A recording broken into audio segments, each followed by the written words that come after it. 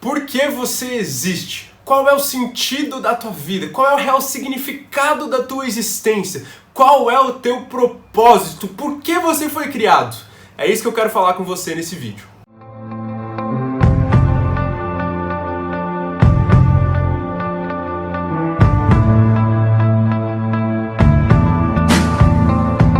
E aí galera, tudo bem? Comigo tá tudo bem, graças a Deus. Queria pedir desculpa porque eu tô demorando um pouco pra postar vídeos, mas é que eu comecei um trabalho novo, tô trabalhando bastante, tá difícil aí ajustar a frequência, né? Bastante mudança na minha vida. Mas esse ano eu quero tentar fazer vídeo de 15 em 15 dias, então eu prometo que eu vou tentar o máximo possível. Mas, no vídeo de hoje, eu queria falar algo com vocês que é muito sério e que muitas pessoas têm dúvida, né? Por que eu existo? Ou talvez até espiritualizando um pouco mais, qual é o meu propósito de vida? Deus, por que tu me criou? Qual que é o meu propósito específico? Qual que é o meu propósito aqui na Terra? Por que tu me criou para fazer? Será que é para ser um professor? Será que é para ser... sei lá, um pastor, um evangelista? Deus, eu quero entender qual é o meu propósito. Então nesse vídeo eu quero falar com vocês de qual é o principal propósito de todo ser humano, o primeiro propósito das nossas vidas. Então se você não sabe o seu propósito, eu queria dizer que eu sei. E nesse vídeo eu vou te falar qual é o seu propósito. No próximo vídeo eu quero falar sobre um segundo propósito, que na verdade é uma consequência desse primeiro. Mas vamos lá. Para falar desse propósito, eu queria que vocês abrissem a Bíblia comigo no Salmo 73. Ou, não precisa abrir, né? Que parece que eu tô pregando aqui, mas o Salmo 73, que se tornou meu salmo favorito da Bíblia. Salmo escrito por Asaf. A partir do versículo 23, olha só o que Asaf fala. Contudo, sempre estou contigo, com Deus. Tomas a minha mão direita e me sustens. Tu me diriges com o teu conselho e depois me receberás com honras. A quem tenho nos céus, senão a ti, e na terra nada mais desejo além de estar junto a ti. O meu corpo e o meu coração poderão fraquejar, mas Deus é a força do meu coração e a minha herança para sempre. Aí no versículo 28, pulando um, mas para mim, bom é estar perto de Deus. Fiz do soberano Senhor o meu refúgio, proclamarei todos os seus feitos. Esse salmo para mim ele é muito profundo, ele é muito sério, ainda mais quando você entende quem foi Asaf. Se você não sabe, Asaf ele foi o líder dos levitas eleito por Davi, ou seja, Davi elegeu alguém para ser o líder dos levitas, elegeu alguém para ser o líder dos adoradores, dos ministros de louvor que faziam canções para Deus, que faziam louvores ao lado da arca. Davi elegeu alguém para ser o líder de todos esses levitas. Ou seja, Asaf era basicamente um líder de 4.000 ministros de louvor, de 4.000 levitas que faziam essas canções.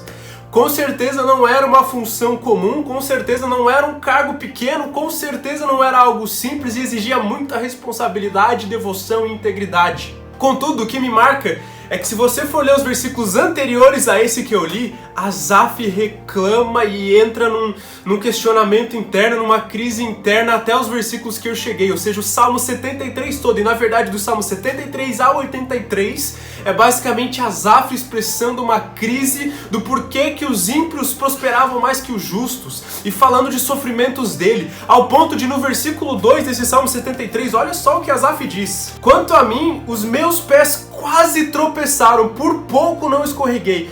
Meu Deus, você imagina Asaf, o líder dos ministros de louvor, o líder dos levitas, eleito por Davi, essa responsabilidade. Ele chega a falar ali que quase tropeçou, que quase se desviou, que quase abandonou o caminho. Em meio a essa crise, em meio a todos esses questionamentos, ele quase abandona Deus, ele quase se desvia. Esse cara que era um dos caras mais importantes para Davi, um dos caras mais importantes de Israel, quase se desvia. Tá, mas o que eu quero dizer com tudo isso? É que parece que lá no versículo 23, naqueles versículos que eu li antes, parece que Asaf ele cai na real do porquê ele existe, ele cai na real do porquê ele foi criado e qual é o propósito de Asaf. Quando ele diz lá no versículo 25, a quem tenho nos céus, senão a ti, na terra nada mais desejo além de estar junto a ti. Asaf parece que ele cai na real.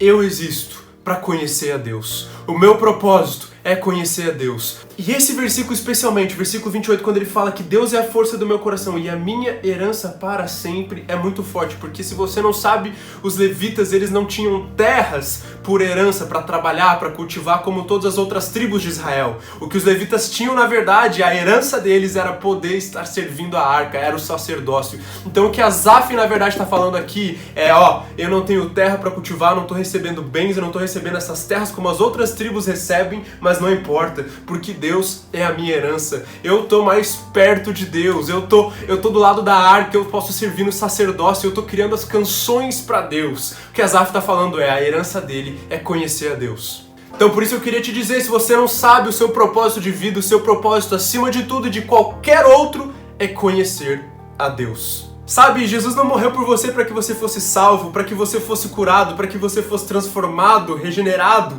Jesus, ele morreu por você para que você conhecesse a Deus. O grande prêmio da salvação não é que você vai estar no céu, num lugar livre de dor e de sofrimento, mas é que você vai conhecer a Deus na plenitude como você nunca conheceu antes. É por isso que o ministério de Jesus não foi tanto de cura, de provisão, de libertação, quanto foi de reconciliação, nos reconciliando finalmente ao Pai. Sabe, o grande problema do pecado, pecado, não é você desobedecer uma lei, não é você desobedecer a Deus, não é você deixar de ser santo ou, nossa, que droga, errei de novo. O grande problema do pecado é que ele te afasta do seu propósito, sabe por quê? Porque o pecado, ele te afasta de conhecer mais a Deus. Existia um filósofo dinamarquês chamado Søren Kierkegaard, muito famoso, e ele tinha a seguinte definição de pecado, que pra mim é a melhor que eu já vi. Pecado é tentar estabelecer uma identidade fazendo com que alguma coisa seja mais central para o nosso valor, propósito e felicidade do que nosso relacionamento com Deus. Ou seja, para esse filósofo, que eu concordo muito, pecado é, na verdade, você colocar a tua identidade em algo, fazer com que algo seja mais importante para o seu valor, para o seu propósito, para o seu significado, para a sua felicidade, do que o conhecimento de Deus. Então, para finalizar, eu queria citar mais uma frase de C.S. Lewis, porque eu gosto muito dele, que é: não permita que a sua felicidade dependa de algo que você possa perder.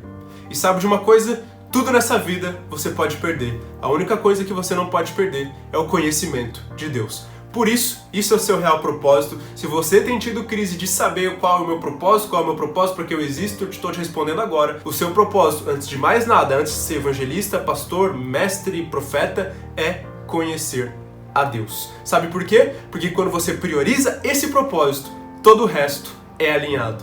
Todo o resto acontece no tempo certo e você não vai ter dúvida. É isso, espero que você tenha gostado do vídeo de hoje. Logo mais tem um outro vídeo falando sobre o nosso segundo propósito, que, como eu falei, é uma consequência desse.